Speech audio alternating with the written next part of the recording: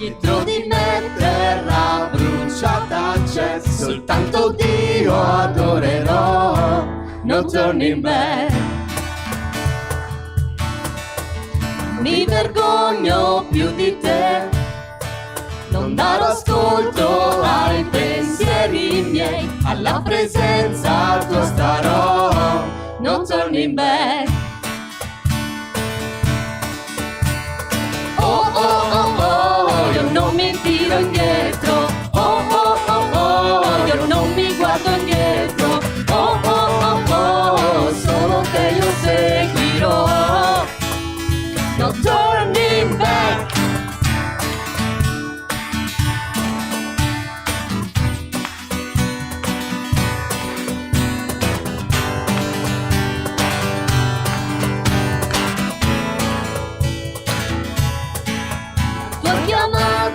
Sento già, rispondo adesso, non aspetterò, non ho futuro senza te, no turning back. Oh, oh, oh, oh, oh, io non mi tiro indietro. Oh, oh, oh, oh, io non mi guardo indietro. Oh, oh, oh, oh, solo te io seguirò, no turning back. Oh oh oh oh, io non mi tiro indietro. Oh oh oh oh, io non mi guardo indietro. Oh oh oh oh, solo te io seguirò, no turning back.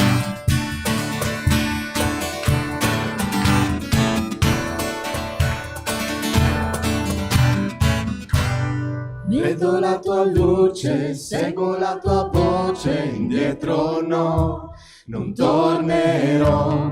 Vedo la tua luce, seguo la tua voce, indietro no, non tornerò. Vedo la tua luce, seguo la tua voce, indietro no, non tornerò. Vedo la tua luce, seguo la tua voce, indietro no. Tiro indietro, oh oh oh oh, io non mi guardo indietro, oh oh oh oh, solo te io seguirò, no turning back. Oh oh oh oh, io non mi tiro indietro, oh oh oh oh, io non mi guardo indietro, oh oh oh oh, solo te io seguirò, no turning back, no turning back.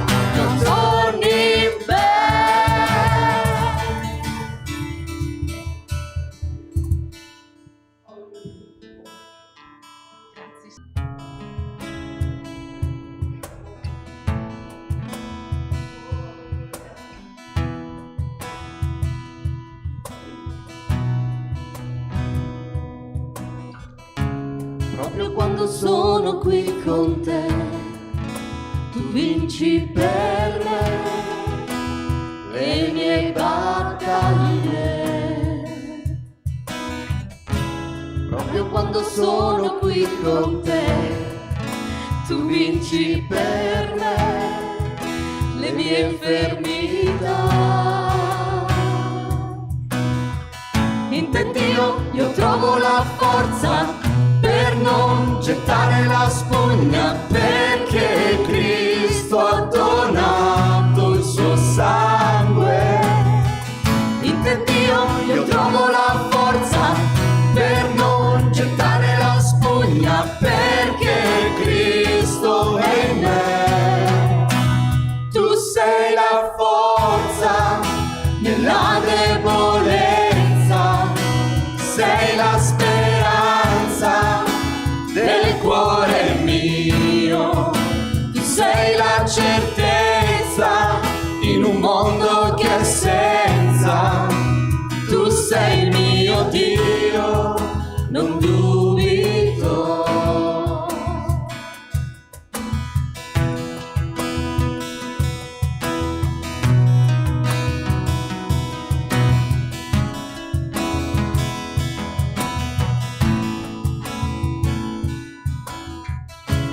Proprio quando sono qui con te, vinci per me le mie battaglie. Proprio quando sono qui con te, tu vinci per me le mie infermità. In Dio io trovo la forza per non gettare la spugna, perché Cristo ha donato il suo sangue. In Dio io trovo la forza per non gettare la spugna, perché Cristo è in me.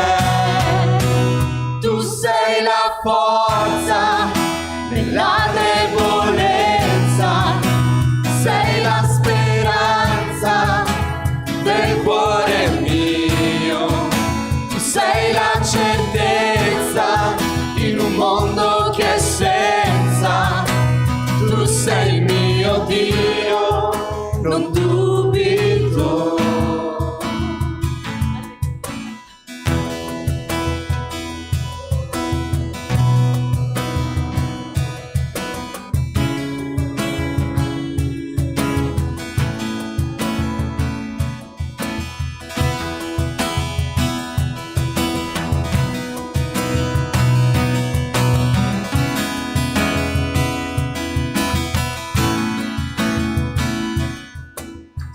Gesù, tu sei con me, chi sarà contro di me? Se tu, Gesù, sarai con me, io vincerò comunque.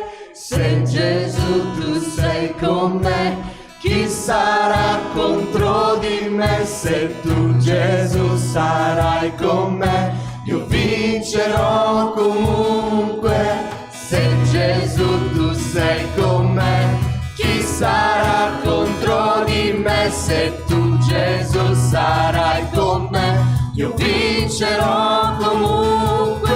Se Gesù, tu sei con me, chi sarà contro di me? Se tu, Gesù, sarai con me, io vincerò comunque.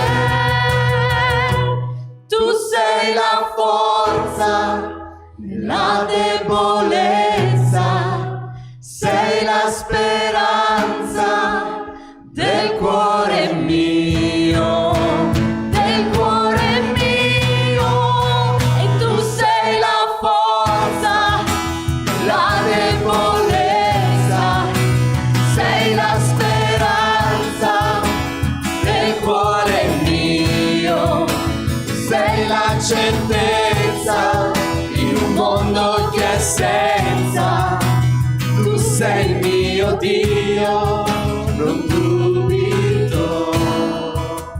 Tu sei il mio Dio, non dubito.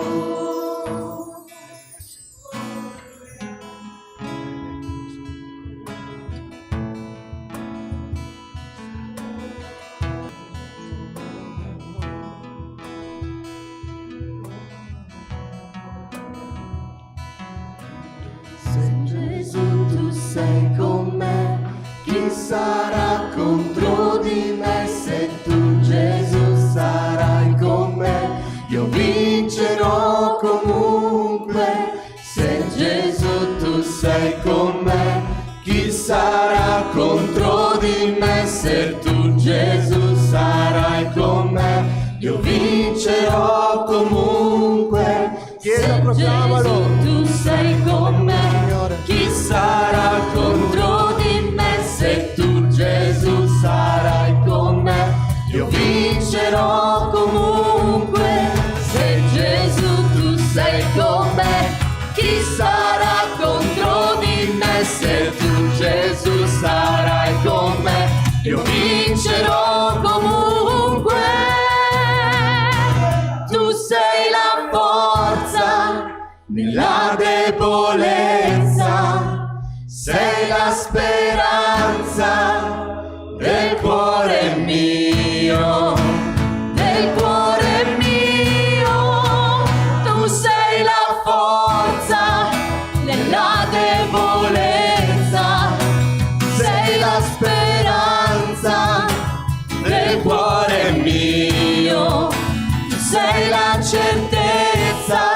in un mondo che è senza. Tu sei il mio Dio, non dubito. Tu sei il mio Dio, non dubito. Oh, alleluia. Alleluia.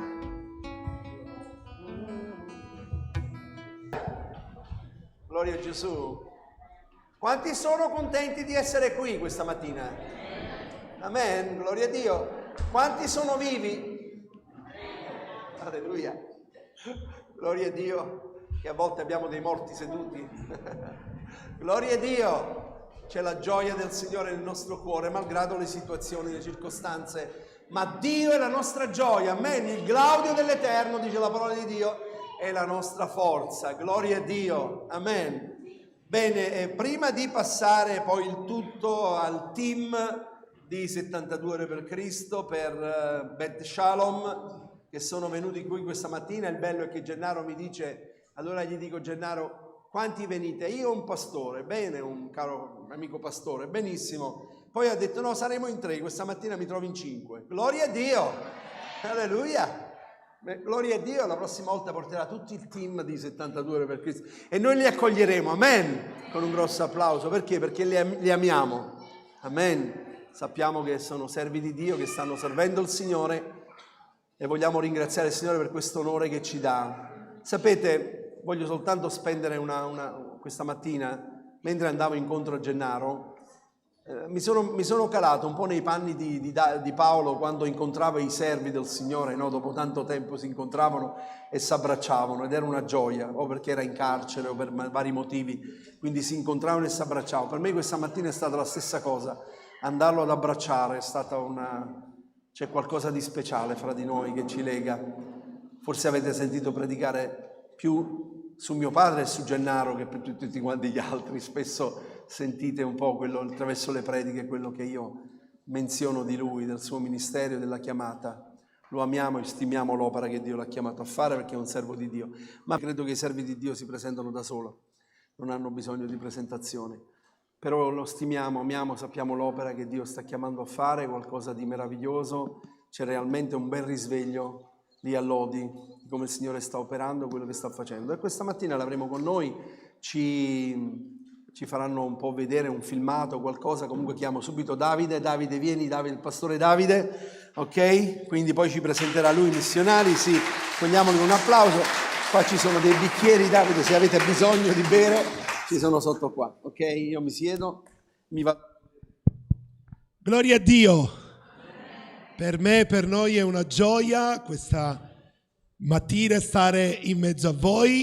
Il Signore ci ha dato la possibilità di poter venire qua per presentare quello che il Signore sta facendo nelle nostre zone, come il Signore con la sua bontà si sta muovendo nei nostri confronti. Io, come sono stato presentato, mi chiamo Davide. Il Signore mi dà grazia di curare delle chiese che si trovano in provincia di Mantova, dove con la chiesa di Lodi stiamo lavorando per questa zona della provincia di Mantova dove ci sono comuni dove non c'è testimonianza.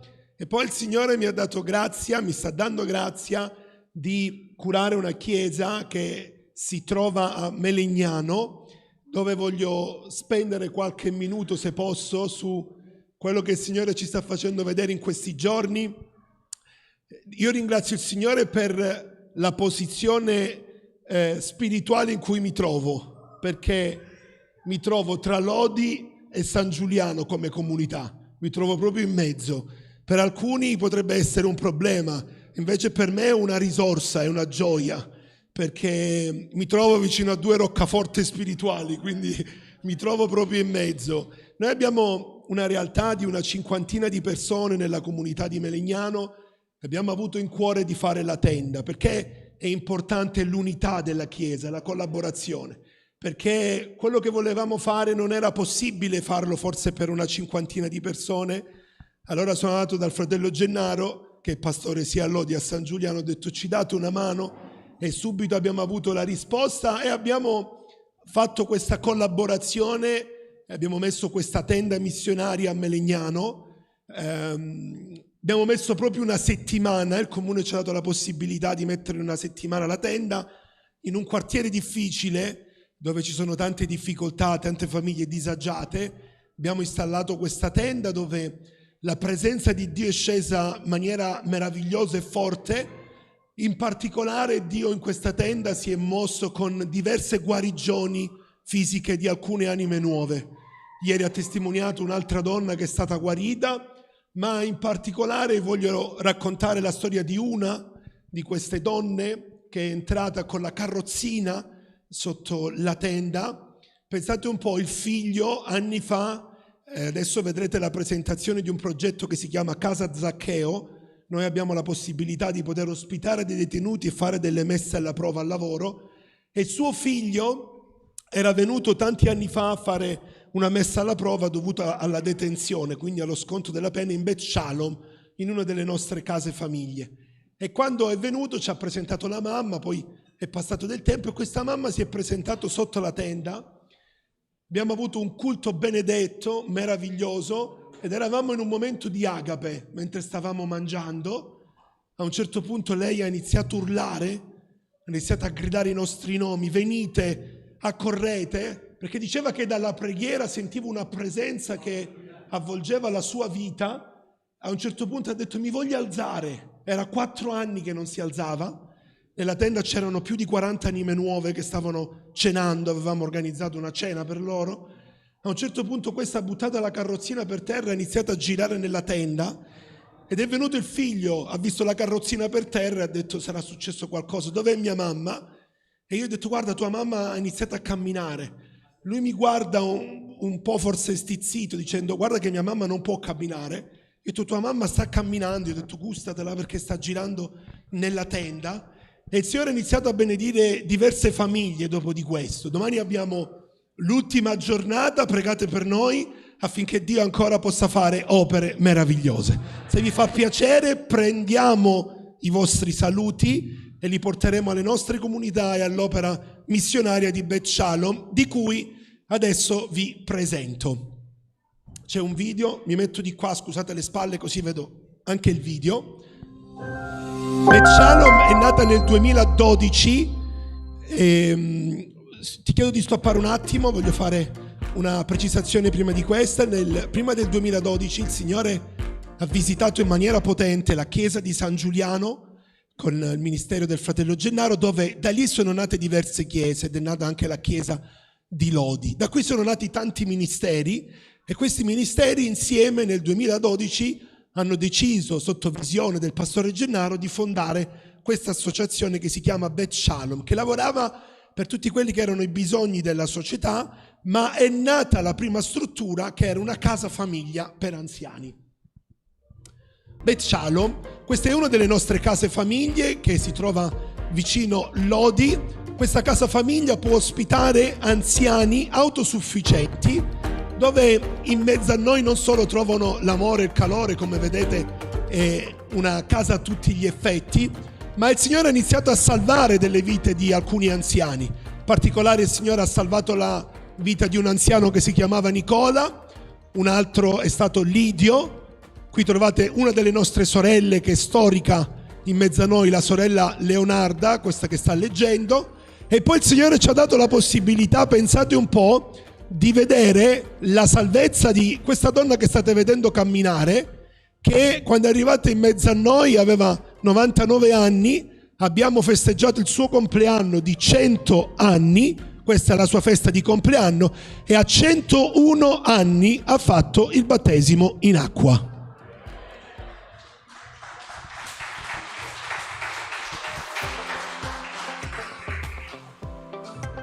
Presidium è nato con il Covid. Il Signore ci ha visitato in un culto domenicale attraverso la predicazione del pastore Vittorio Fiorese e Dio ci ha parlati fondando questo dipartimento che si chiama Presidium. Che cos'è Presidium? È la chiesa aperta H24, è un presidio che facciamo nella città di Lodi, dove tutti i bisogni, persone indigenti, persone che hanno bisogno di un pacco alimentare, persone che devono farsi una doccia, persone che hanno difficoltà, donne che sono vittime di violenza, ex detenuti, tossicodipendenti, alcolisti, quel giorno possono venire nella nostra chiesa, trovare uno sportello dove dei professionisti, come vedete, abbiamo medico, assistente sociale, educatori, dove vengono ascoltati. Cerchiamo di capire come poter aiutare e rispondere ai loro bisogni. La mattina si passa evangelisticamente, questa rete che tira le anime nel locale, e alle ore 14 abbiamo una preghiera insieme, iniziamo ad entrare nella presenza di Dio con loro. Alle ore 18, dopo il pranzo, nel pomeriggio c'è un momento un po' di riposo. Alle ore 18 abbiamo il culto tutti insieme. Come vedete persone musulmane, induiste, in particolare Presidium ha visto poco fa un'anima di nome Salvatore che nel sud di Milano è arrivata a Presidium, 45 anni, schiavo della tossicodipendenza. Il Signore in un martedì sera l'ha liberato, l'ha salvato e lo ha battezzato di Spirito Santo. L'ultimo Presidium che abbiamo fatto, una donna che era da 8 anni in dialisi, non poteva urinare letteralmente, dopo Presidium è tornata a casa, ha detto: Signore, se tu esisti veramente, hai detto che puoi fare guarigioni, guariscimi. Il Signore l'ha liberata e l'ha guarita. Ebbi fame e mi deste da mangiare, fui nudo e mi vestiste. È un dipartimento che prende spunto dal Vangelo, un dipartimento che lavora per le famiglie bisognose. È stata fondata una chiesa, proprio per questo si chiama la Chiesa del Naufrago, che gira nei quartieri popolari. Queste sono alcune foto del nostro centro missionario. Gira nei quartieri popolari, diamo dei pacchi di beni di prima necessità, del vestiario. Ad oggi abbiamo fatto proprio la relazione settimana scorsa, aiutiamo 586 famiglie che ogni settimana ritirano il pacco alimentare e hanno la possibilità di poter ascoltare il messaggio del Vangelo. C'è un obbligo per ritirare il pacco alimentare, scusate le spalle, c'è un obbligo. Prima si devono fare il culto e poi possono ritirare il pacco alimentare. E il Signore sta salvando diversi di queste anime, dove ha iniziato un'opera in diverse anche famiglie musulmane. Fui straniero e mi accoglieste. Le problematiche della guerra, della persecuzione inerenti nel mondo hanno portato diversi stranieri da tantissimi anni nel nostro territorio nazionale. Nel sud di Milano c'è un grosso centro fatto di più di 200 ospiti e il Signore ci ha dato la possibilità con Beth Shalom di fondare questa chiesa all'interno del centro di accoglienza. Non facciamo solo un culto, ma stiamo con loro, facciamo attività ludico-ricreative, festeggiamo i compleanni insieme a loro, perché la Bibbia dice: a quelli che sono soli Dio dà una famiglia, e noi siamo diventati la loro famiglia. Beth Service è un dipartimento molto pratico ma efficace nel campo evangelistico. Abbiamo dei fratelli che mettono a disposizione le loro capacità, chi giardinaggio, chi pittore, chi manutentore, chi piastrellista, chi muratore. Entriamo nelle case delle famiglie bisognose, non solo, e possiamo fare lavori, come vedete qua è stato fatto un bagno, altri tipi di lavori, ma questa è una scusa per poter entrare nelle case e poi predicare il messaggio del Vangelo. In particolare una famiglia egiziana è stata toccata attraverso questo dipartimento. La Gioia nel Cuore, fondato dalla sorella Monica Siciliano, la moglie del pastore Gennaro, è un dipartimento molto simpatico ma molto efficace. Come vedete c'è un teatrino fatto con dei Muppets, una flanellografia che spiega la storia biblica, e raccontiamo ai bambini le testimonianze e le storie di Gesù attraverso anche un laboratorio ludico-ricreativo, ma questo porta tantissimi bambini a conoscere Gesù per la prima volta. Abbiamo, quando mettiamo il teatrino, 100-150 bambini di ogni tipo di religione. Nel mese estivo abbiamo fondato un centro estivo per questi bambini che a volte vivono dei disagi, e il Signore ha salvato bambini e battezzato di Spirito Santo bambini di 10, 11, 12 e 13 anni. Fui in prigione e mi veniste a trovare. Questo dipartimento, come vi spiegavo prima, è un dipartimento che riguarda l'opera carceraria. Non solo entriamo nelle carceri e predichiamo il Vangelo, ma abbiamo fondato una casa dove chi è in detenzione e deve finire o scontare la sua pena può attraverso Beth Shalom farlo e essere reinserito nella società. In particolare vi voglio parlare di un nostro ragazzo che adesso è un fratello, che il Signore, questo è il suo ricongiungimento familiare con suo figlio dopo tanti anni di detenzione. Il Signore l'ha salvato, l'ha battezzato di Spirito Santo. Pensate, era un ascoltatore di portavalori. Dio ha cambiato la sua vita, adesso predica il Vangelo nelle strade testimoniando di quello che il Signore ha fatto nella sua vita. Adesso ha trovato un lavoro, sta scontando la pena, mancano pochi mesi. Questo è un culto all'aperto dove lui stava testimoniando e questo è il giorno del suo battesimo in acqua. La casa del Geraseno, nel periodo dopo il Covid, in una tenda evangelistica del sud di Milano, abbiamo conosciuto un giovane di nome Ciccio, in cui il Signore in maniera così forte e molto pesante ha invaso la sua vita. In pochi giorni il Signore lo ha liberato da quelli che erano i suoi legami, tossicodipendenza, aveva anche problemi con l'alcol, schiavo della cocaina, una famiglia devastata. Il Signore ha cambiato la sua vita, finito la tenda ha detto voglio venire con voi.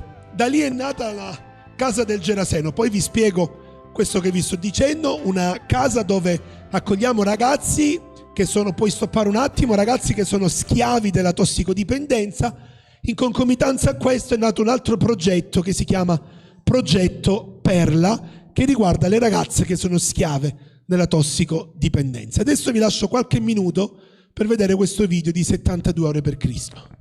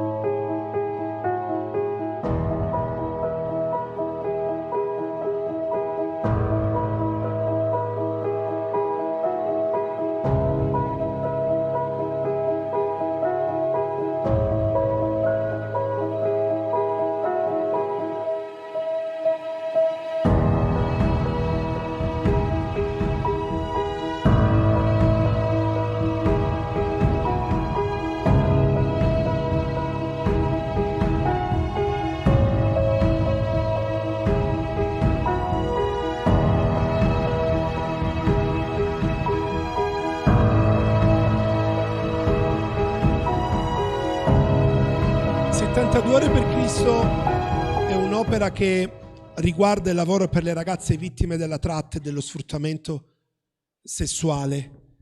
Nelle nostre zone il Signore ci ha dato la possibilità di evangelizzare due strade molto famose che sono la Binasca e la Paullese, dove proprio negli anni del 2014 abbiamo iniziato a partire con questo progetto. Già prima i fratelli della Chiesa di Lodi si erano imbattuti nell'evangelizzazione delle ragazze vittime dello sfruttamento sessuale, ma mentre abbiamo iniziato a evangelizzare queste ragazze, pensando che tante di loro erano sulla strada perché piaceva il tipo di lavoro che facevano, a volte alcuni di noi spesso hanno pensato che chi sta là sta per piacere, sta perché gli fa piacere stare là. Purtroppo non è così. Chi sta là sta lì perché è vittima della tratta e dello sfruttamento sessuale, è vittima di criminalità organizzata. Le prime volte, quando abbiamo iniziato a uscire col camper, ci siamo resi conto che il Signore non ci chiamava a dare solo una pacca sulle spalle, ma ci stava chiedendo qualcosa in più. La parte più difficile è stata quando diverse di loro, soprattutto quelle provenienti dall'Africa, ci hanno raccontato che erano ragazze provenienti dalle chiese evangeliche pentecostali. Tanti di loro avevano fatto la scuola domenicale, tanti di loro cantavano nel coro in Africa, in Nigeria, e quindi il Signore ci spiegava che qui non era solo un volantino, una pacca sulle spalle, una preghiera che si poteva fare sul camper, ma Dio ci stava chiedendo di più. E quando abbiamo iniziato, perché parto dalla fine, da 72 ore? Perché quando abbiamo iniziato 72 ore avevamo solo la prima casa che voi avete visto, una casa famiglia per anziani. Avevamo bisogno di una casa, come fare? Abbiamo bisogno di una casa. E le prime ragazze che sono uscite le abbiamo ospitate nelle nostre case, nelle nostre famiglie. Però poi il numero cresceva, perché diverse di loro avevano preso forza e si passavano la parola una con l'altra dicendo c'è la possibilità di essere liberate. Come fare? Che cosa fare? Abbiamo trovato una struttura di 12 posti letto in cui abbiamo detto con questa struttura siamo a posto per diversi anni. E nel giro di un mese e mezzo 12 posti letto si sono riempiti. Il Signore ha iniziato a visitare in maniera potente questo dipartimento. Per non prendere tanto tempo, il Signore ha liberato dalla strada 350 ragazze, dove diverse di loro il Signore le ha battezzate di Spirito Santo, le ha salvate, ha spezzato i loro legami, ha spezzato il legame del voodoo, tanti di loro erano sotto la magia nera, tanti di loro erano schiavi della criminalità, il Signore ha liberato ogni cosa, perché hanno intrapreso non solo un percorso spirituale, ma anche un percorso riguardo la loro protezione all'interno del nostro paese. Da qui il Signore ci ha messo davanti tante opere, come avete visto la casa del Geraseno. Noi non avevamo una casa, la casa del Geraseno è nata in una stanza di scuola domenicale, perché questo giovane ha detto io voglio venire con voi. Cosa gli dici? Vattene via, non puoi stare più. Dio aveva toccato la sua vita e le nostre stanze di scuola domenicali dal lunedì al venerdì diventavano un posto dove le anime potevano dormire, poi il sabato venivano trasformate per sabato e domenica diventare scuole domenicali e domenica venivano ritrasformate per diventare un posto dove potevano essere accolti. Perché Gesù ce l'ha detto, la parabola del buon samaritano. La nostra chiesa è diventata una locanda dove tante anime possono venire, una locanda molto semplice come il vostro, un locale molto semplice, ma dove possono trovare la presenza di Dio. Tutto quello che voi vedete è sotto una grazia che si manifesta ogni giorno con potenza. Noi siamo l'opera dell'olio della vedova. Abbiamo sempre poco, ma quest'olio riesce a riempire tanti vasi e tanti dipartimenti che voi state vedendo. Allora, che cosa abbiamo deciso di fare? Abbiamo deciso davanti a un bivio di scelta, perché si era aperta la possibilità di poter accedere a dei bandi, a dei fondi, diversi fondi, 22 milioni di euro, giusto Pastore Gennaro si parlava, di 22 milioni di euro per alcune associazioni nell'Odigiano. Quindi male che andava, che eravamo ultimi, la somma era una somma importante in cui noi potevamo sostenerci. Effettivamente abbiamo diversi affitti da pagare, diverse bollette di luce, diverse bollette del gas. Io vengo dalla città di Crotone, dalla Calabria, e quando sono arrivato al nord e ho fatto la mia prima invernata, quindi ho pagato le mie prime utenze di gas, ho capito che cos'era il gas, perché da me il gas non si accendevano i riscaldamenti.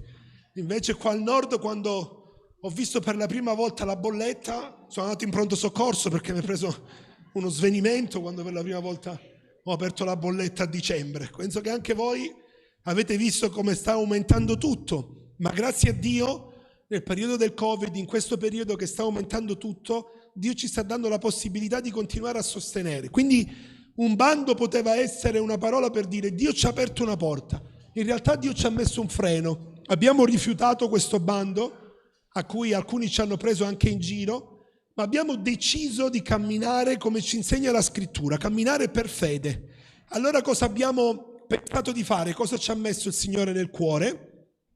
Di creare un banchetto missionario che gira nelle chiese. Ci sono delle foto da proiettare?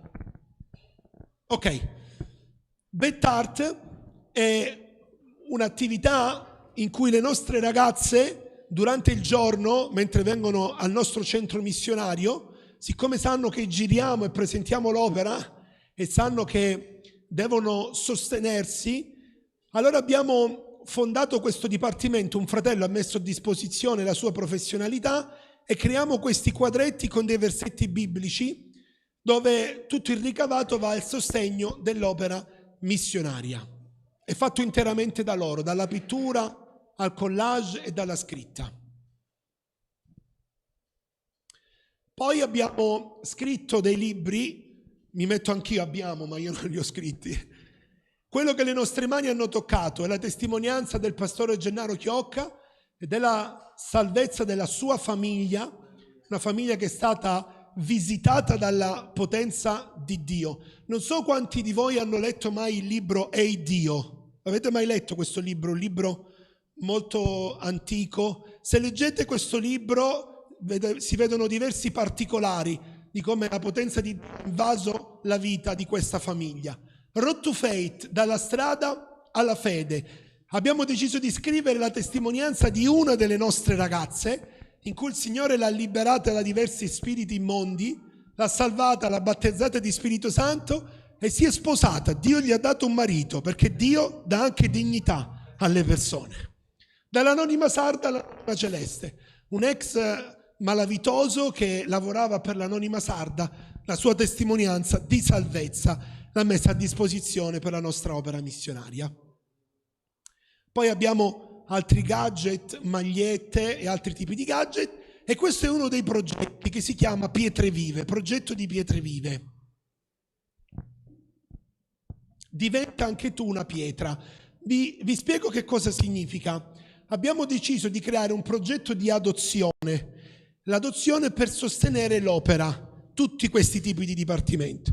Abbiamo cercato di decidere un minimo per poter accedere a questo progetto e l'abbiamo reso accessibile a tutte le chiese, a tutti i credenti, per non chiedere cifre elevate. Il minimo è di 10 euro al mese e questo vi dà la possibilità di poter sostenere i progetti, perché è un po' il concetto biblico, il poco di tutti messo insieme, l'unità ci dà la possibilità di sostenere la nostra opera missionaria. Io ho concluso, ma vi voglio dire che non solo sosteniamo strutture, sosteniamo utenze, Dio ogni giorno ci fa vedere dei miracoli. Abbiamo avuto delle difficoltà in queste settimane ed è arrivata una grossissima donazione di tartufo, pensate un po'. Non avevamo come mangiare, abbiamo mangiato riso e tartufo per diversi giorni, come è arrivata la donazione qualche mese fa di salmone, che c'era salmone dappertutto, pensate un po', un cibo come il salmone, c'era salmone dappertutto, e penso che Grazia ha fatto anche le torte col salmone, non so se a Lodi siamo riusciti a fare la torta col salmone. Se volete portate il salmone quando venite e noi vi facciamo la torta. Tutto questo avviene ogni giorno per fede. e diversi di noi hanno dovuto mettere la loro professionalità, perché nella società devi anche presentarti con una professionalità. Abbiamo tecnico dei servizi sociali, abbiamo un medico, infermieri, assistenti sociali. Abbiamo 12 famiglie a tempo pieno che si sostengono così, quindi che vivono così, con bambini. Io sono uno di queste famiglie, come potete vedere dal mio fisico non moriamo di fame, Dio ci sostiene, ma Dio ci ha dato la possibilità di poter avere qualche mese fa, no, è già passato un anno, giusto Noemi? Qualche mese fa, è già passato un anno, di avere una sorella, un'educatrice di nome Noemi, che ha deciso di lasciare la sua carriera. Il Signore ha dato la possibilità di laurearsi con 110 lode, ha lasciato la sua carriera per dedicarsi interamente all'opera missionaria. Come lei ci sono altri missionari che hanno deciso di non intraprendere strade lavorative o strade inerenti al lavoro, ma dedicare la loro professionalità, i loro studi all'opera missionaria. E se vi fa piacere vi voglio fare ascoltare la sua testimonianza. Va bene? Noemi, vieni.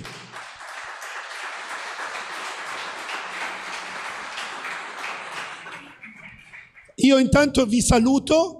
Vi ringrazio per quello che sicuramente farete per noi per il banchetto, per quello che farete con Pietre Vive, ma soprattutto pregate per noi. Dio vi benedica.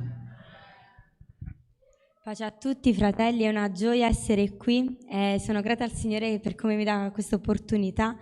Come avete sentito mi chiamo Noemi, è passato un anno da quando ho deciso di entrare in Beth Shalom. In modo particolare collaboro con il Dipartimento 72 Ore per Cristo e come avete visto nel video noi ci occupiamo di donne vittime di violenza e che provengono dalla tratta della prostituzione. Vi dico un po' in breve quello che noi facciamo. Passiamo del tempo con loro nelle case rifugio.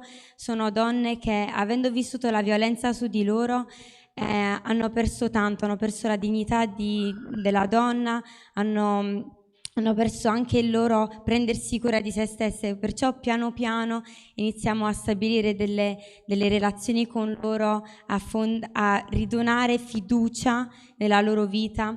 E soprattutto parliamo loro di Dio, parliamo loro di Gesù, presentiamo la grazia, perché avete sentito sono laureata, però davanti a determinate situazioni non bastano titoli di studio, non basta formazione, ma ciò che è fondamentale, ciò che veramente può cambiare la vita di queste donne è la grazia. Abbiamo visto veramente vite ricostruite, dolori cancellati, ferite guarite dalla grazia di Dio. E tutto questo veramente grazie alla preghiera, alla lettura della parola. Come avete visto facciamo anche delle uscite notturne. Vi voglio raccontare quello che ho vissuto qualche giorno fa. Abbiamo deciso col team di fare un'uscita in una strada. Abbiamo incontrato tante donne, in modo particolare una ragazza di 26 anni, molto giovane, che è lì e quando ci ha visto non credeva ai suoi occhi, diceva veramente mi potete dare una speranza, veramente posso uscire da tutto questo. E noi abbiamo detto sì, se vuoi il Signore può iniziare un'opera nella tua vita, tu puoi uscire, puoi riavere una vita, puoi tornare a quello che sembra qualcosa di ormai lontano da te, ma il Signore ti può ridare una dignità, puoi riavere la tua vita, puoi sognare ancora, puoi avere ancora una speranza. E nei suoi occhi, fratelli, è stata una cosa meravigliosa, vedevo una luce stupenda, una luce di speranza, ed è questo che noi siamo chiamati a fare, andare e portare questa luce, la luce di Cristo. Non siamo noi, ma è Cristo attraverso di noi. E veramente vi chiedo di pregare per noi, di pregare per questa opera, pregare per queste ragazze, che il Signore possa iniziare a portare a compimento l'opera che Egli stesso porterà avanti per fede. Dio ci benedica.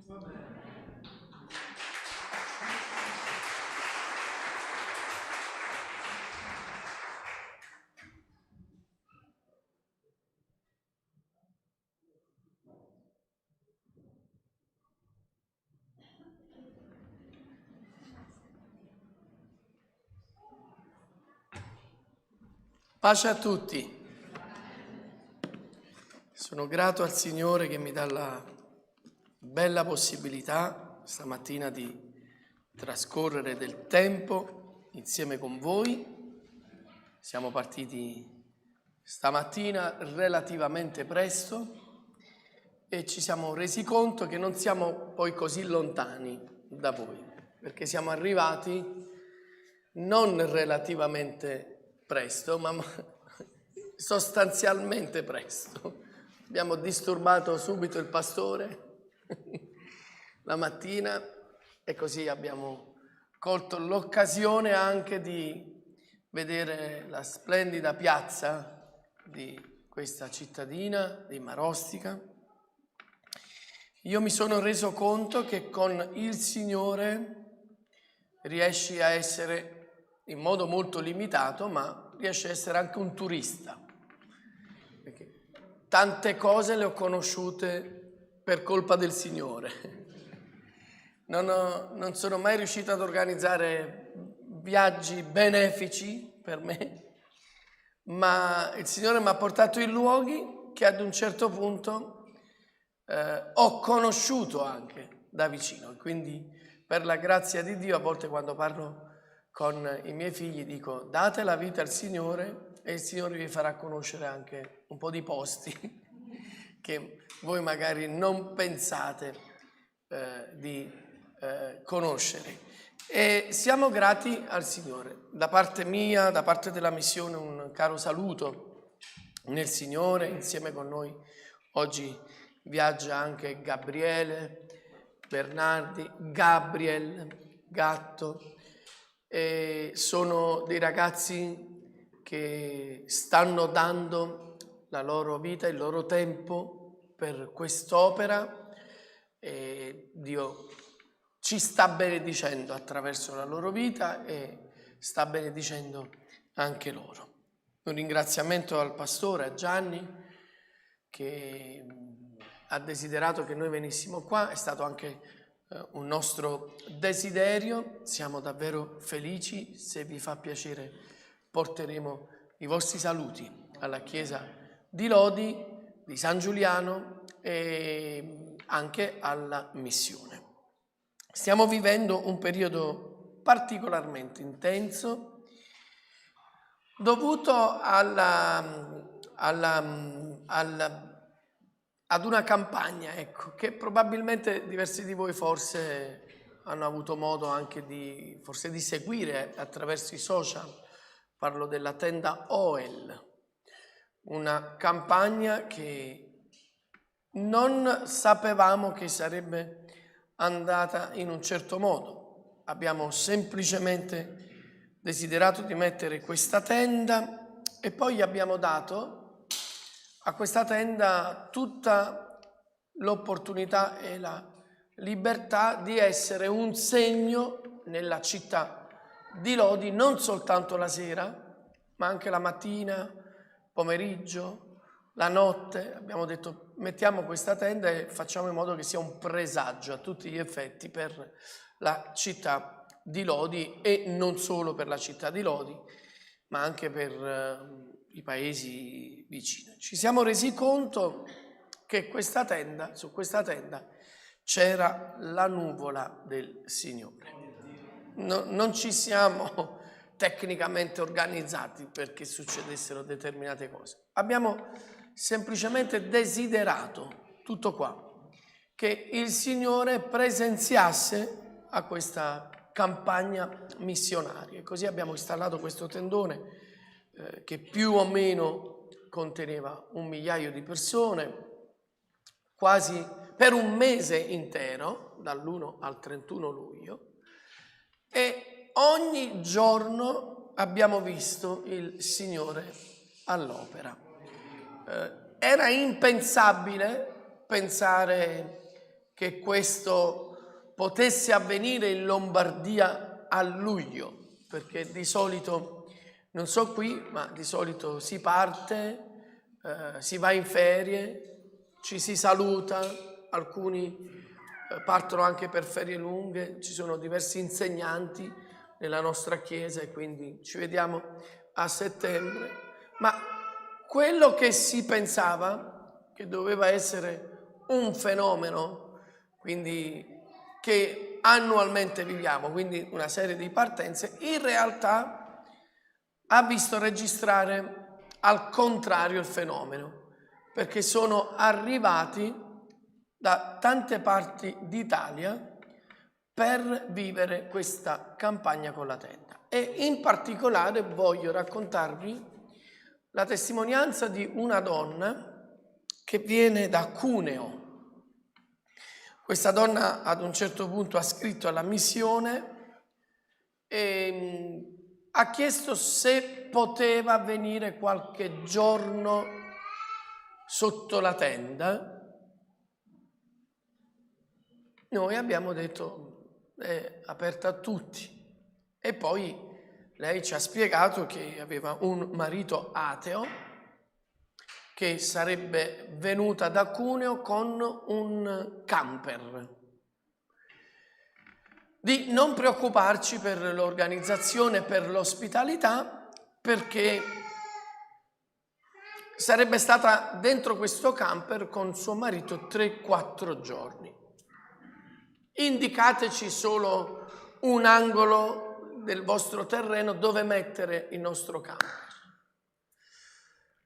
E così abbiamo detto va bene, venite, e sono arrivati semplicissime persone, molto alla mano.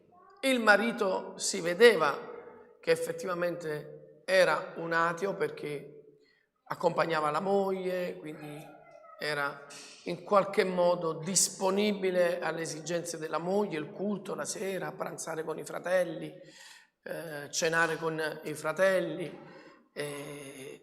Noi sapevamo che era ateo e non, oltre a dargli la nostra disponibilità, non abbiamo insistito per nulla. Così sono stati sotto questa tenda, un caldo da 40 gradi, nel camper e quindi poi sotto la tenda, un caldo da 40 gradi per tutto il periodo del mese di luglio. Questa donna, in questo camper, con questo marito, sono stati 4-5 giorni. Non ci ha spiegato nulla della sua vita, sembravano semplicemente dei turisti spirituali. E quindi andava alla tenda la sera, rispondeva a degli appelli. Poi è venuto il giorno in cui ci ha salutato, andavano via. E in questo giorno, mentre ci salutava, ha detto: volevo un attimo spiegarvi perché sono venuta qui. E così l'abbiamo ascoltata. E lei ci ha detto: io ho un gravissimo cancro, tumore, alla gola e all'esofago. Mio marito, come vi ho detto, è ateo e mi ha fatto felice di venire qui 2 o 3 giorni. Volevo che si pregasse per me, ma qualcosa mi diceva di non dirvelo, qualcosa mi tratteneva dal dirvi pregate per me, quindi io sono rimasta nel silenzio più totale con questa malattia. Ma in questi giorni voi mi avete visto venire all'appello,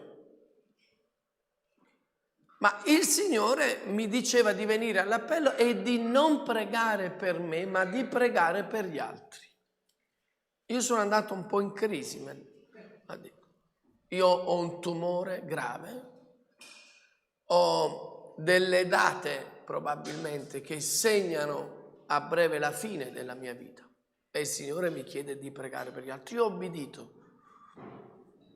andavo avanti e dicevo: Signore, ma per chi prego? E pregavo, dicevo, per tutte queste persone che sono andate avanti. L'ultimo giorno ho sentito dal cielo scendere una virtù che mi è entrata dentro, nel corpo. Non so cosa mi è successo, ma noi ce ne andiamo perché ho prenotato con urgenza tutte le mie visite di nuovo. Qualcosa mi è entrato dentro, devo andare a vedere. Dio ti benedica. Dopo una settimana, 10 giorni ci chiama e ci dice: pastore, volevo dirti che il tumore è sparito. Non ho più nulla. I medici si sono impressionati, stanno consultando con i vecchi esami ed è completamente pulito. Tutto sparito, era un tumore grave, gravissimo. E quindi rendo testimonianza che si può pregare per gli altri ed essere guariti. Quindi ricordati che se ti trovi in una situazione difficile, non è necessario presentarsi davanti a Dio con uno spirito di vittimismo. Puoi anche smettere di pregare per te e iniziare a pregare per gli altri. Perché c'è una regola, sono le regole che fa Dio. Lui gli viene, fa le regole, stabilisce delle regole e lui stesso le mette ad effetto. E questa regola noi spesso la immaginiamo sempre con i soldi, no? Se dai, ricevi. Ci sono delle regole che prescindono dalla questione materiale, che possono essere spirituali. Prega per gli altri e Dio benedirà la tua vita. Ed è stata questa la mia chiamata che ho ricevuto nel 1996, dopo 2 anni di salvezza, mentre ero sotto una tenda, la tenda di Cristo è la risposta, in un quartiere conosciutissimo, ai TG, Secondigliano. Mi ritrovavo che stavo provenendo da un culto, sentivo già una grande passione per le cose di Dio. Non avevo neppure una macchina, vengo da una famiglia molto molto povera. Avevamo conosciuto il Signore nella miseria, nella povertà. I primi giorni di conoscenza del Signore non avevamo a casa la luce, non avevamo il gas, mangiavamo il pane raffermo bagnato nella salsa e quindi non avevamo tante possibilità per decidere cosa fare della nostra vita. L'unica possibilità che io avevo è dargli tutto al Signore. E quella sera sono entrato sotto questa tenda e il Signore mi ha perfettamente chiarito la sua proposta che ho accettato quella sera stesso e che di fatto oggi la mia vita e la vita dei miei fratelli racconta. Quella sera sotto la tenda c'è una donna che cantava in lingue e il pastore, il fratello Vittorio Fiorese, che interpretava. Ero un perfetto sconosciuto, c'erano forse 1.000.000 di persone quella domenica sera. Sotto quella tenda ho chiuso gli occhi e sono rimasto da solo con gli occhi. Ero da solo, io e il Signore. E il Signore mi ha detto le cose che oggi vivo quotidianamente. Io non potevo conoscere il mio futuro. Lui sì. È una proposta che mi ha fatto, potevo anche rifiutarla. Signore non forza nessuno, costringe ma non forza. Costringe attraverso l'amore ma non forza. Lui non fa violenza, però ti costringe, ti attira così tanto che non riesci a dire no. È pazzia riuscire a dire no al Signore. Chi oggi dice no al Signore vuol dire che ha conosciuto una piccola parte di Dio. Chi ha iniziato a conoscerlo un po' di più sa che è letteralmente impossibile dirgli no. È così meraviglioso, è così profondo, è così stupendo, è così unico che tu non riesci a dirgli no, ci penso. Ci sono alcuni, a volte quando parlo con alcuni giovani o anche con dei credenti, che per alcune cose hanno bisogno di conferme, no? Voglio pregare per avere una conferma, voglio pregare per avere una conferma, prego, ci penso. Io tutte le volte che il Signore è venuto verso di me non ho mai avuto bisogno di andare a pregare per una conferma, perché può Dio farti del male? Se Dio ti propone uno stile di vita, puoi pensare che Dio ti voglia fare qualche scherzetto? E allora ho sempre detto sì. E quella domenica il Signore, ripeto, mi ha detto quello che sto vivendo. Queste sono state le parole che sono venute da questo strumento del Signore. Io ti mando in un luogo che tu non conosci e avrai a che fare con gente che non hai mai visto. Ma non preoccuparti. Non preoccuparti di costruire la tua vita, ricostruisci la vita negli altri e io la ricostruirò nella tua vita. Prega per la guarigione degli altri e io guarirò la tua vita da ogni infermità. Provvedi ai bisogni degli altri ed io provvederò alla tua vita. Prega per le famiglie e io benedirò la tua famiglia. E così è stato. Un contratto rispettatissimo dal Signore. Oggi vedo questo, ringrazio Dio. Nel momento in cui abbiamo fondato la missione, vi dirò che ho avuto un po' di timore, perché in questo momento è una missione, come diceva il pastore Davide, che vive per fede, ed è per fede perché è necessario che vive per fede, perché la società di oggi ti dà anche la possibilità di certi sostegni, ma passa attraverso dei compromessi che oggi non sono assolutamente praticabili dal punto di vista della scrittura. E quindi in qualche modo la nostra missione l'abbiamo protetta da questo postmodernismo che avanza, dilaga anche nelle scuole. L'abbiamo protetta perché abbiamo desiderato che nessun programma diverso dalla scrittura potesse entrare in mezzo a noi. Noi siamo ancora quelli che come terapia abbiamo la preghiera e la liberazione.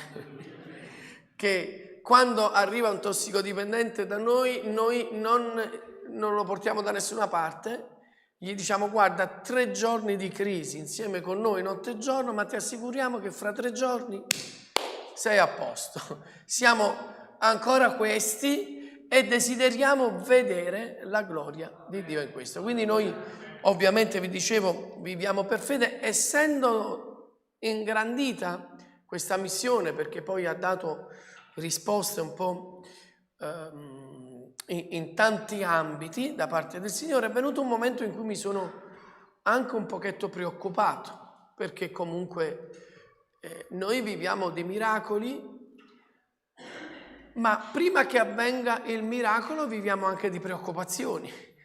Quando Davide ha spiegato del salmone è stata una cosa simpaticissima, ma prima che arrivasse il salmone era arrivato un giovane del Geraseno che mi ha portato la notizia quella mattina che non c'era nulla in cucina. Quindi prima di arrivare al miracolo e poter dire gloria a Dio, siamo passati per il dialogo di Filippo che con Gesù dice: noi non abbiamo niente da dare a questa folla. E ricordo come se fosse adesso questo ragazzo che era appena uscito dalla droga, dalla tossicodipendenza, è venuto e ha detto dalla porta, forse l'avete anche visto con i tatuaggi sul volto, ha detto: oggi non c'è niente da mangiare. E io, per proteggerlo, ho detto: vabbè, vuol dire che il Signore ci chiede di fare un digiuno. Poi lui se n'è andato e dentro ho pianto. Ho detto: Signore, questo non devi permetterlo. Questa è l'opera tua. Qui la brutta figura la fai tu, non io. Io ho messo un po' di responsabilità addosso al Signore. Ho detto: guarda che se questa cosa non avviene, io ho detto loro che tu provvedi. Non ho detto che tu ci abbandoni. Quindi questi ragazzi, questo ho detto nel mio cuore, questi ragazzi sanno che non sono io che provvedo. Quando io li prendo dalla strada non ho detto io vi darò tutto. Quindi io sono libero.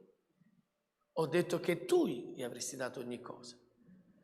Quindi se la questione è così, oggi in qualche modo ti difendo, dico che abbiamo il digiuno. Ma questi ragazzi non possono essere delusi in questo momento.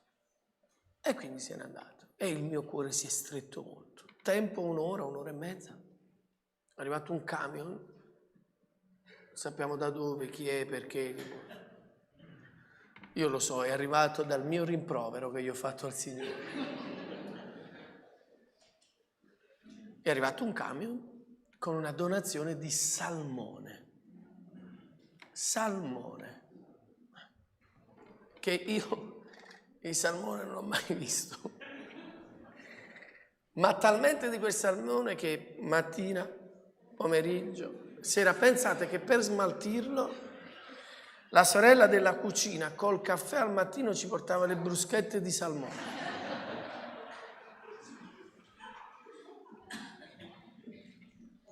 E poi sono arrivati quest'altri tartufi poco fa. Quindi quando sei in difficoltà e tu hai dato la vita al Signore, tu devi dialogare con il Signore, devi uscire dalla tua religiosità.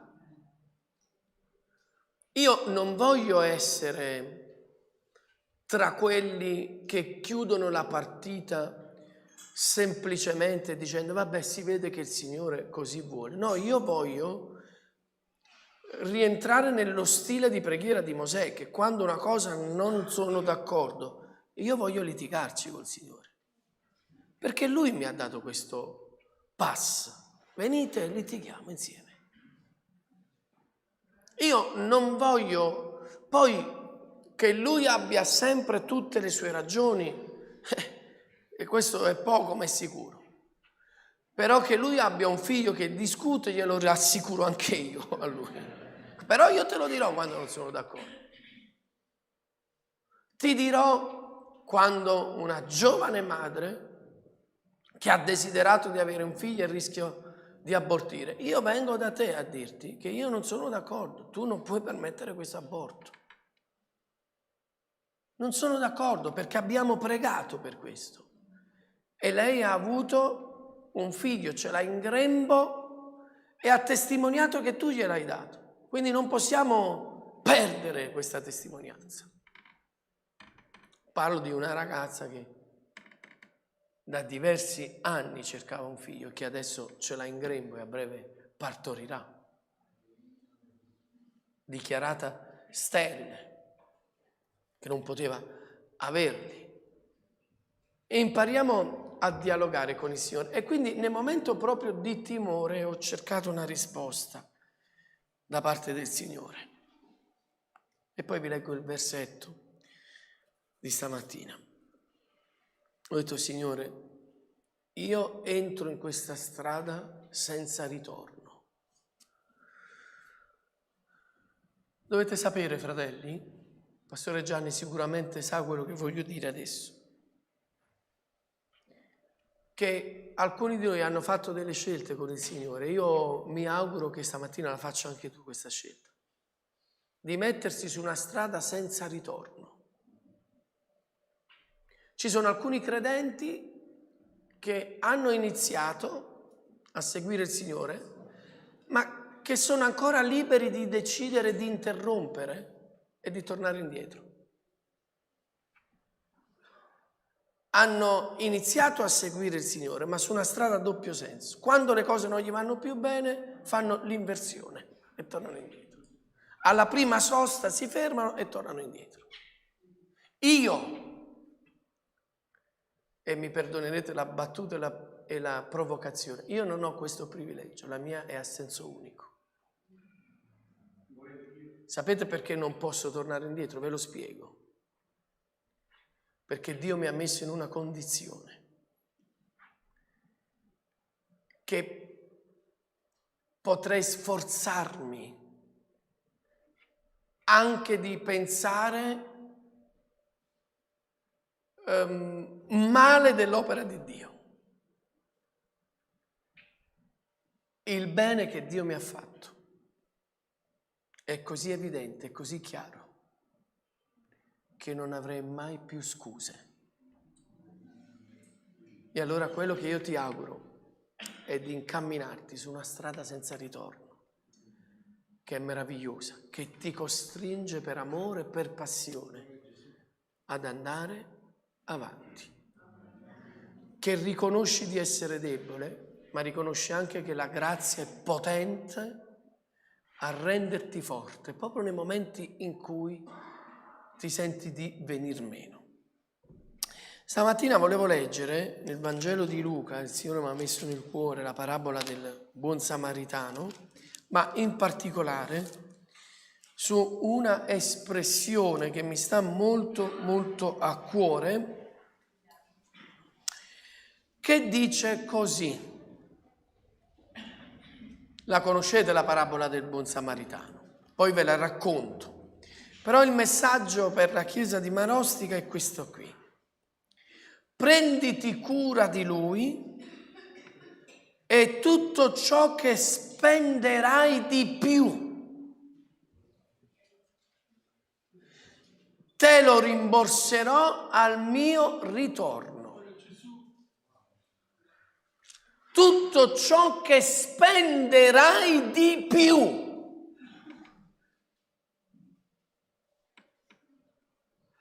Che pretesa che Dio ha.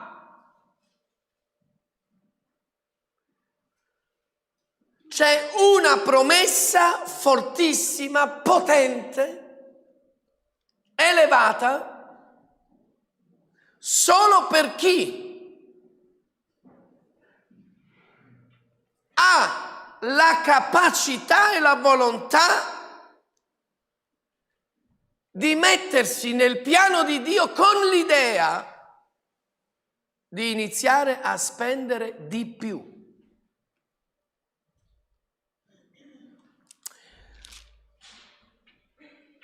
Chiariamoci, fratelli, e spero che nessuno di voi svenga, il concetto ve lo spiego subito per evitare svenimenti. Non c'è premio per i salvati. Nessun salvato sarà premiato, perché la salvezza è per grazia. Quindi non ci può essere un premio. Il premio è per chi vince. Se tu pensi di vivere una vita spirituale accomodante, tranquilla, fatta di ascolti, di sermoni, di presenze ai culti, e pensi che questo tipo di vita meriti un premio, no. Qui si parla di un rimborso, si parla di un premio, ma per chi spenderà di più. Entriamo un attimo nella storia di questa parabola. C'è un discorso che inizia tra a mio avviso, un giovane teologo che da poco si è laureato, diciamo così, in Antico Testamento. E quindi conosce tutto della legge, dei profeti. Forse sa recitare a memoria tutti e 613 precetti. Diremmo oggi, conosce bene la dottrina. E questo giovane ad un certo punto, proprio perché pensa di avere una grande conoscenza, decide di mettere in difficoltà Gesù. Decide di mettere alla prova Gesù. Il passo del buon samaritano inizia proprio così. Un dottore della legge si alzò per metterlo alla prova. E questo giovane dottore della legge, quindi uno specialista in termini di dottrina, si alza davanti a tutti e gli fa una domanda a Gesù.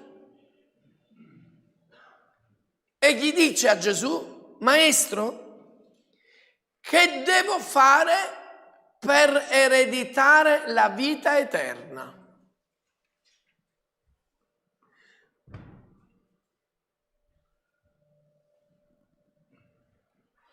Ha già perso. Non si è reso conto che la sua conoscenza non lo rende un salvato. Molti anni fa, quando ho iniziato ad avvicinarmi al Vangelo, mia mamma e mio padre si erano da poco convertiti. Parlo di 28 anni fa. E vennero dei fratelli da un quartiere popolarissimo, San Giovanni a Teduccio, che vennero a pregare in casa con mamma e con papà. Io li guardavo con un'aria da saccenza, facevo finta o quantomeno cercavo di dimostrare a loro che io non avevo bisogno, quindi li guardavo dall'alto in basso. E questi fratelli, nella loro semplicità, hanno messo a cerchio la famiglia e in questo cerchio ci sono entrato anch'io. E questo fratello molto semplice, adesso ha tanti anni, ma è sempre splendente questo fratello. In maniera molto semplice ha chiesto ad ognuno di quelli che erano nel cerchio che cosa volevano chiedere al Signore. Quando io ho sentito che questo uomo voleva fare queste domande, dentro di me ho detto: io adesso la sparo alta, così faccio vedere che io non sono come loro. E gli ha chiesto, ricordo come se fosse adesso, a mia mamma: sorella, che cosa chiede? Lei che la grazia di Dio si spanda anche sugli altri in famiglia. E poi a mio padre, che il Signore mi fortifichi, perché mio padre veniva dall'alcol, 41 anni, schiavo dell'alcol, e quindi il suo bisogno. Quindi man mano che arrivava, poi è arrivato da me, io volevo sparare alto come una persona spirituale. Dice: tu cosa chiedi? Ho detto: io chiedo la vita eterna. E lui mi ha detto: giusto, perché non ce l'hai. Sono rimasto io. Come non ce l'ho? Volevo uscire meglio di tutti, sono uscito il peggiore. Ho detto: tu sai che si chiede ciò che non si possiede. E questo teologo ha detto a Gesù: come devo fare per avere la vita eterna?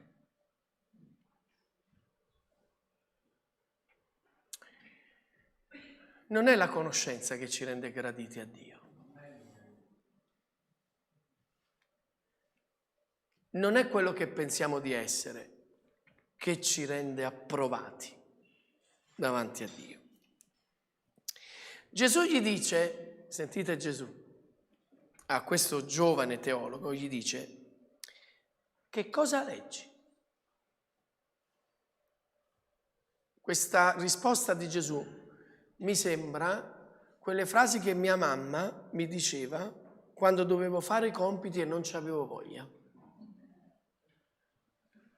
Siccome non c'avevo voglia, facevo finta di leggere e dicevo: ma io non capisco. E mia mamma diceva: ma che leggi? Che leggi? Leggi, che leggi? Gesù gli sta dicendo a questo qui: ma tu non sei un dottore della legge. E che c'è scritto? E lui, questo giovane, questo dottore, tocca proprio il cuore della legge. Vi ricordo che nella legge ci sono 613 precetti. Lui prende il cuore. Non si rende conto la sfida che lancia Gesù, lo pone al centro di un discorso nel quale si perderà. La sua conoscenza di fronte alle risposte di Gesù si sgretola come un castello di sabbia. Cosa leggi? Cosa c'è scritto? E lui recita perfettamente a memoria quello che c'è scritto nel libro del Levitico. Ama il Signore Dio tuo con tutto il tuo cuore, con tutta l'anima tua, con tutta la forza tua, con tutta la mente tua. E poi dice, è il prossimo tuo come te stesso. Io lo immagino, mentre lui dice queste cose, che si aggiusta il nodo della cravatta, con la giacca, dice, ama il Signore. Ecco, e Gesù gli dice, vedi che sei bravo, vedi che conosci. Perché mi chiedi? Fai questo. Quello che hai detto, fallo. Fratelli, una cosa è sapere, un'altra è conoscere.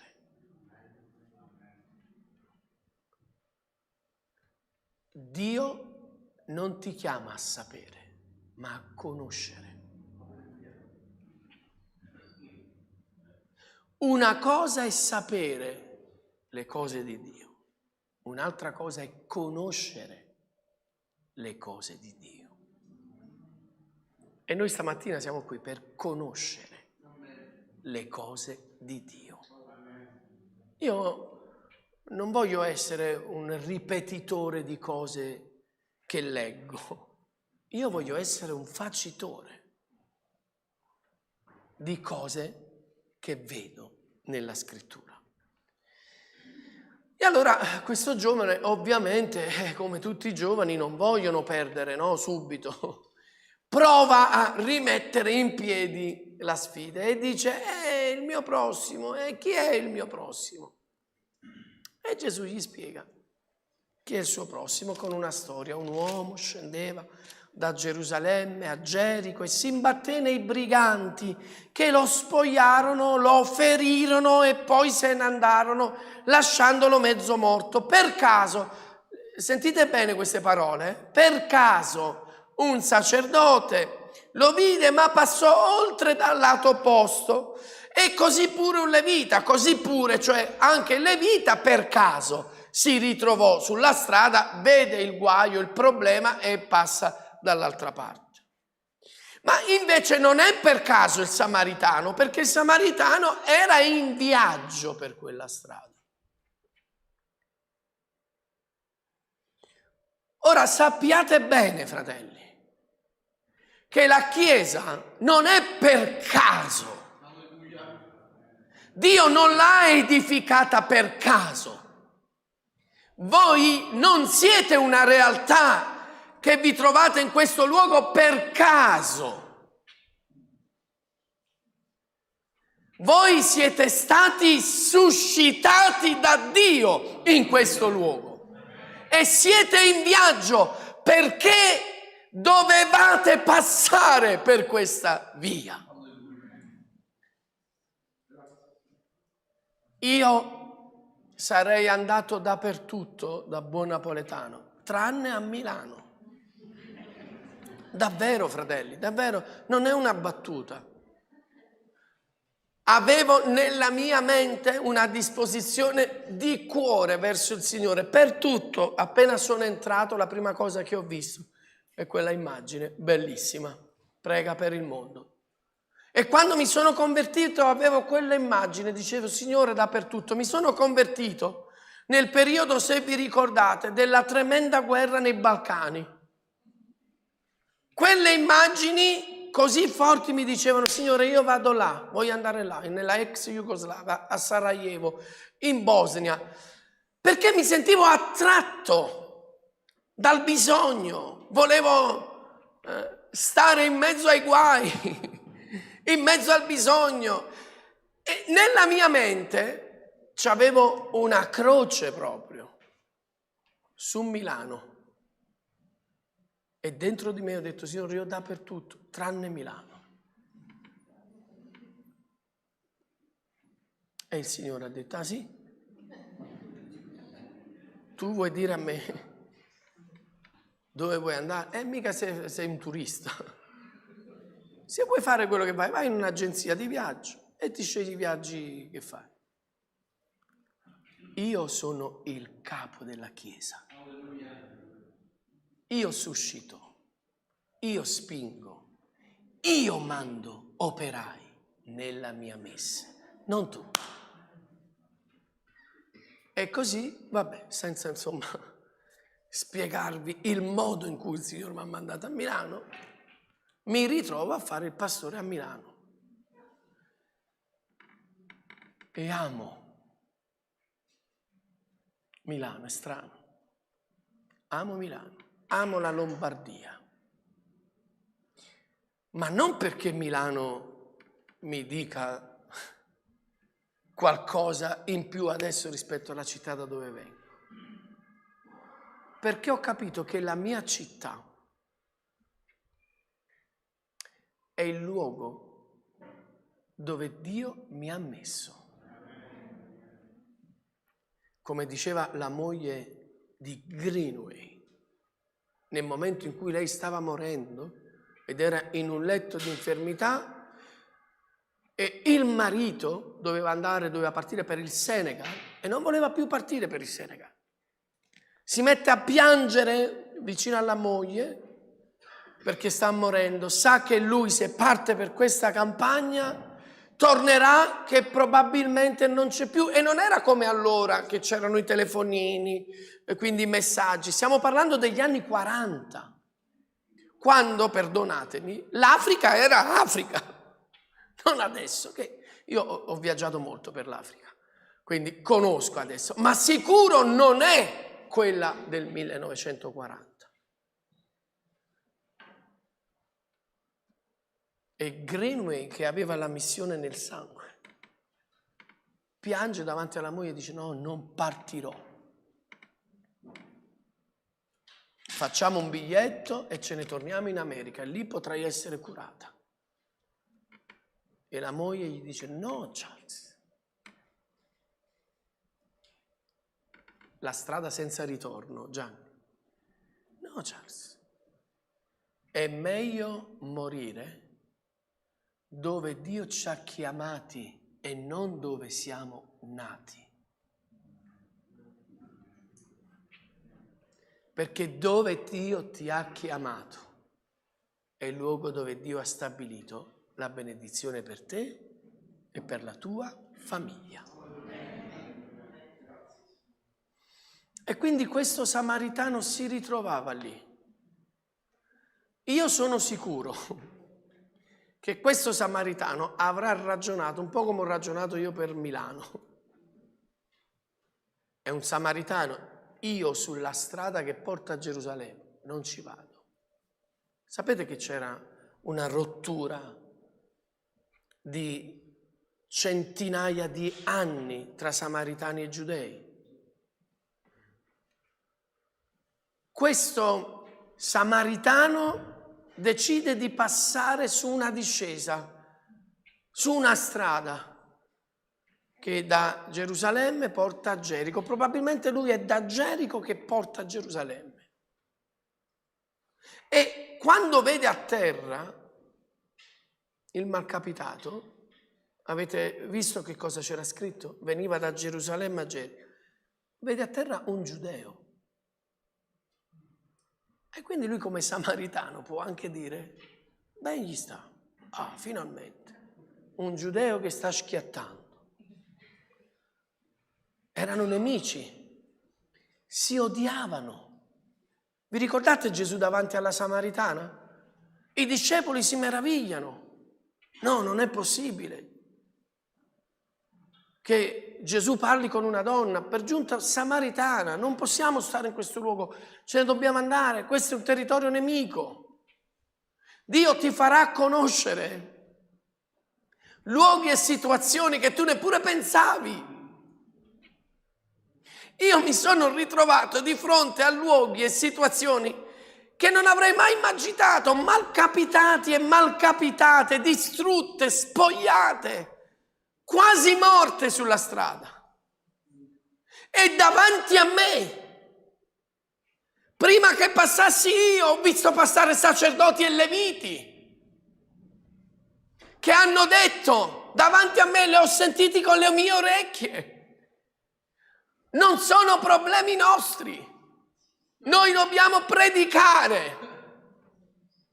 Non avviciniamoci. Cosa pensano se ci avviciniamo? Anche perché questo uomo che è stato spogliato dai briganti è un uomo mezzo morto. Ma ditemi, detto tra di noi, ma che sicurezze abbiamo su questo uomo? È stato attaccato dai briganti, quindi io posso dire, chissà che vita ha. Chissà cosa c'è dietro le spalle, chissà che situazione, togliamoci, no? Avrei potuto ragionare come questo teologo. Stiamo attenti all'apparenza. Fratelli, queste frasi che sono diventate un po' insopportabili, la sana testimonianza.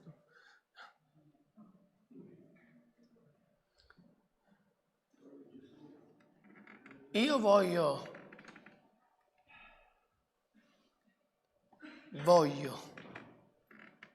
avere la sana testimonianza che aveva Gesù. Volete che vi cito qualche passo sulla sana testimonianza di Gesù? Questo va in casa dei pubblicani. Se fosse un profeta saprebbe chi è questa donna. Voglio avere la sana testimonianza di Gesù. Quando Gesù riesce nel suo modo di fare a capovolgere la legge di Mosè. Questa donna è stata colta in adulterio, dobbiamo lapidarla.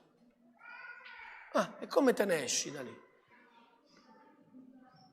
Quando qualcuno è così sporco moralmente, si avvicina in chiesa, no? E siamo tutti pronti a guardare, avere il timore di salutare, di stendere la mano, non sai questo da dove viene, questa da dove viene. Questa donna è stata colta in adulterio. La legge di Mosè dice che dobbiamo lapidarla. La legge di Mosè, la dottrina, dobbiamo lapidarla. E Gesù dice, è giusto. Tutti quelli che sono senza peccato inizino a scagliare la pietra. Ma da dove le trova queste uscite Gesù? Non ha detto no, non si deve lapidare, ha detto sì. È giusto, l'ha detto Mosè. Ovviamente deve lapidare chi non ha mai peccato.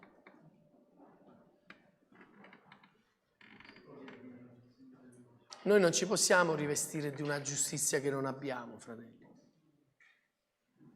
di un perbenismo che non ci porta da nessuna parte. Quest'anima fu affidata, e vado verso la conclusione, ad una locanda, non so se avete notato, non in un albergo, a una locanda. Decidiamo che chiesa vogliamo essere, un albergo o una locanda. Il Signore mi ha fatto grazia di girare in tante chiese, in alcune mi sembrava di entrare veramente in un albergo a 5 stelle. Ho trovato così imbarazzo che non sapevo neppure da dove iniziare, perché le mie predicazioni sono fatte di poveri, di prostitute riscattate, alcolizzati liberati. Sono entrato lì che mi sembrava la fiera della Ferrari. Poi con la mia macchina tutta scassata. La chiesa di Laodicea si era confusa. Aveva raggiunto così tanti obiettivi che si era dimenticato di tutto, delle missioni, dell'evangelizzazione, di stendere la mano, di creare koinonia, comunione tra i fratelli. Aveva raggiunto un livello così alto di perbenismo che i discorsi tra i credenti erano questi: noi non abbiamo bisogno di nessuno, abbiamo la nostra chiesa. In questa chiesa erano entrati un po' di ricconi, gente che aveva a che fare con l'oro, medici, oculisti, gente che avevano a che fare con tessuti pregiati, e quindi questa chiesa, forse anche il pastore di Laodicea, in qualche modo aveva detto: boh, noi siamo a posto, chi ce lo fa fare di fare missione? Ma che ce ne importa? Stiamo così bene tutti quanti. Era così perfetta, che persino Gesù non c'era più. Un giorno durante il culto sentono picchiare alla porta della chiesa. Il servizio d'ordine di Laodicea è andato verso la porta. Chi è che vuole partecipare al culto? Chi è che deve entrare? Gesù era fuori che ha detto: io sto cercando di entrare. Se mi volete a questo culto, io cenerò con voi e voi cenerete con me. Eppure era una chiesa perfetta. Una locanda. Mi è capitato di entrare per una serie di situazioni non cercate da me in alberghi a 5 stelle o a 4 stelle e di entrare per una serie di situazioni sempre non volute da me in locanda. Ho visto subito la differenza. La differenza è nell'accoglienza, nella familiarità, nella possibilità che hai di sentirti a tuo agio.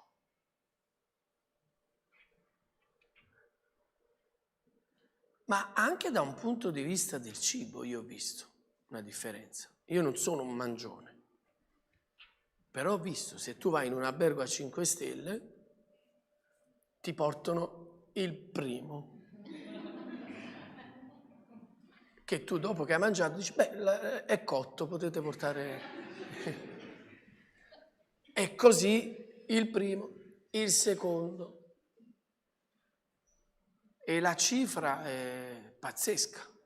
Tu vai in una locanda, in una trattoria, senti il profumo che esce già dalla cucina che invade tutti, no? E poi i piatti, no? Quei camerieri che non ti conoscono, ma sembra che vi conoscete, non so da quanto tempo, ti mettono il piatto, tu mangi, il tempo di finire, volete il bis, no? E che ti arriva il bis. La chiesa deve essere una chiesa secondo i canoni di Gesù. Noi non siamo chiamati a fare belle figure, noi siamo chiamati a vivere il Vangelo. E talvolta il Vangelo ci compromette anche da un punto di vista estetico, da un punto di vista di quello che altri invece vorrebbero vedere. Concludo. Viene affidato questo malcapitato. Quando gli viene affidato questo malcapitato, il buon samaritano fa un gesto che non può passare inosservato. Gli affida questa persona che nel frattempo lo ha sistemato, lo ha medicato, gli ha versato olio, vino, l'ha messo sulla sua cavalcatura e lo porta nella locanda e lo affida all'oste, diciamo così, al ministero della Chiesa. E a quest'oste gli dà 2 denari, che sono la base della cura per il malcapitato. 2 denari. Ci sono delle cose che possono venire solo dal cielo, fratelli, e che non ci possiamo inventare noi. La salvezza e lo Spirito Santo. E queste vengono dal buon samaritano, vengono da Gesù. Ha dato alla Chiesa i 2 denari. Ti do questo, il dono della vita eterna. Predicalo, distribuiscilo, testimonia. E dello Spirito Santo. 2 denari. Ma questi 2 denari, per quanto siano così potenti, non bastano per l'esercizio del ministero. il buon samaritano gli dice all'oste: spendi di più. Spendi di più. Che pretesa? Quello dell'oste avrebbe potuto dire: oh, ma da dove vieni? Tu 2 denari mi hai dato, io una volta che ho consumato questi 2 denari, se ne può anche andare, io non anticipo niente. E invece la pretesa di questo buon samaritano: quello che spenderai di più te lo rimborserò. Sentite che frase profetica: al mio ritorno. Stai aspettando il ritorno di Gesù? Lo stai aspettando? E allora spendi di più di quello che hai speso fino adesso. In che modo? Io mi sono chiesto, vuoi vedere che il buon samaritano sapeva che questo dell'oste aveva dei soldi conservati e quindi ad un certo punto dice: oh, quello che c'hai conservato spendilo? No, non penso a questo. Perché il buon samaritano non conosceva di fatto questa locanda, viene dalla Samaria. Ha incontrato questo malcapitato e l'ha portato alla locanda che si trova sulla discesa tra Gerusalemme e Gerico. La chiesa è posta sulla discesa tra Gerusalemme e Gerico, è lì posizionata. Non siamo posizionati a Gerusalemme, dove la nostra vita è fatta di culti, di celebrazioni solo. No, la nostra posizione è profeticamente questa, sulla discesa. La Chiesa è posta sulla discesa, è posta nella società. Gesù ha detto che noi non siamo del mondo, ma siamo nel mondo. E siamo su questa discesa, la nostra locanda, il nostro servizio si svolge su questa strada. E allora ho pensato, perché gli ha detto quello che avrai speso di più? Perché il buon samaritano non gli ha dato 2 spiccioli, gli ha dato 2 talenti. E la misura, la forza è diversa. Il buon samaritano con questi 2 talenti gli ha detto: investili. Perché questi 2 talenti, salvezza e Spirito Santo, hanno la capacità di arricchirti, hanno la capacità di benedire la Chiesa, di farla vivere e rivivere, anche nei momenti difficili. E quindi questi doni che vengono dal cielo, che non possono venire da te li ho dati io, investili e grazie a questi doni impara a spendere di più.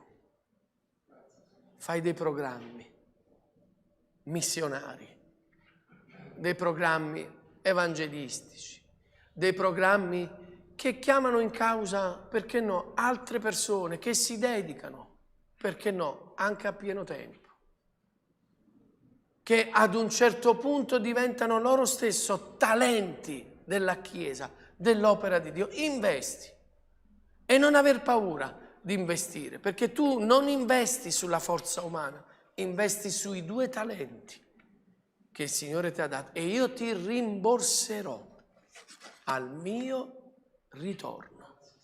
C'è un giorno che Dio ha stabilito che riguarda il ritorno del Signore e questo giorno sta per arrivare. Gesù sta per arrivare. Gesù ritornerà e ritornerà per premiare tutti coloro che senza aver paura hanno imparato a spendere di più per il regno di Dio, per l'opera di Dio e per tutto quello che riguarda questo ministero speciale che Dio ha affidato alla Chiesa. Senza timore. Una dottrina, la più bella delle dottrine nella Bibbia, non vale nulla se non è applicata. Una verità nella Bibbia non vale nulla se non è vissuta. Gesù stesso era la parola che ha preso forma. Gesù stesso era la parola che si è fatta carne, cioè si è manifestata.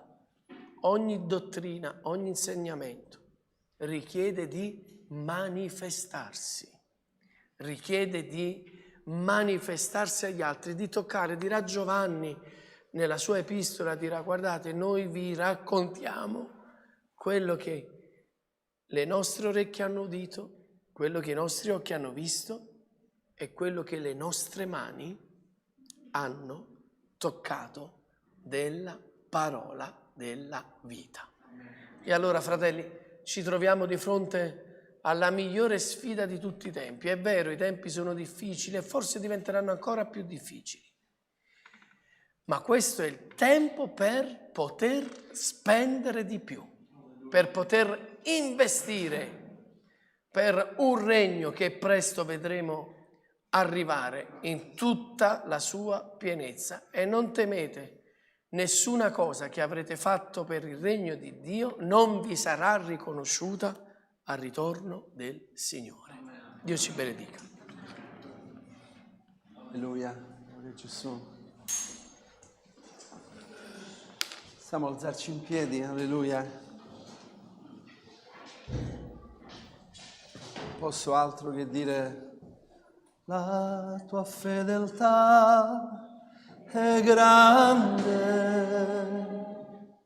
la tua fedeltà è incomparabile, nessuno è come te, o eterno Dio, grande la tua fedeltà. La tua fedeltà è grande,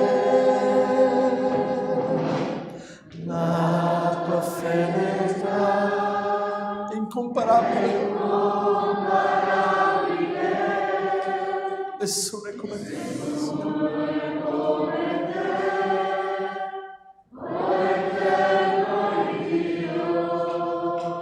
grande la tua fedeltà.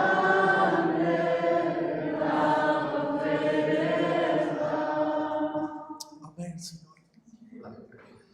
Questa mattina, Signore, non posso dire altro. Grande è la tua fedeltà, perché hai parlato ai nostri cuori, in modo particolare al mio cuore, ancora una volta, Signore.